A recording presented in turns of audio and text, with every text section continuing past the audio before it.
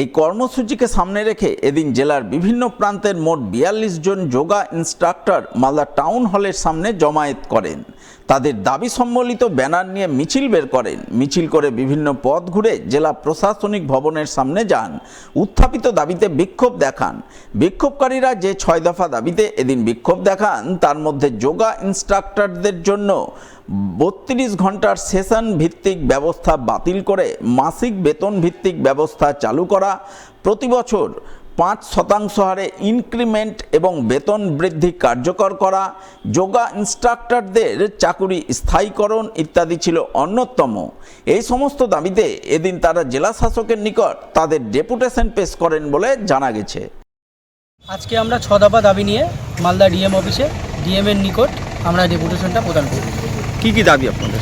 আমাদের দাবি রয়েছে, আমাদের সেশন হচ্ছে ৩২ ঘন্টা, সেটাকে উঠিয়ে আমাদের একটা মাসিক বেতনের আওতায় নিয়ে আসতে হবে।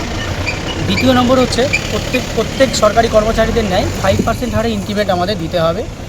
আমরা যারা আউটরিচ করতে যাই, অর্থাৎ আমরা বাইরে যাই আমাদের যোগা ব্যায়াম দেখানোর জন্য এবং মানুষকে সুস্থ রাখার জন্য, তার জন্য আমাদের টিএ এবং ডিএ প্রদান করতে হবে।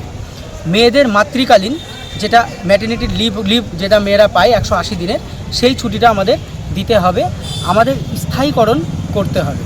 এটাই হচ্ছে আমাদের মোট ৬ দফা দাবি। মালদা জেলায় কতজন আছেন আপনারা? মালদা জেলাতে আমরা ৪২ জন আছি যোগা ইনস্ট্রাক্টর পদে কর্মরত। আমাদের এনএএম ন্যাশনাল আয়ুষ মিশনের আন্ডারে যোগা ইনস্ট্রাক্টর পদে আমরা রয়েছি।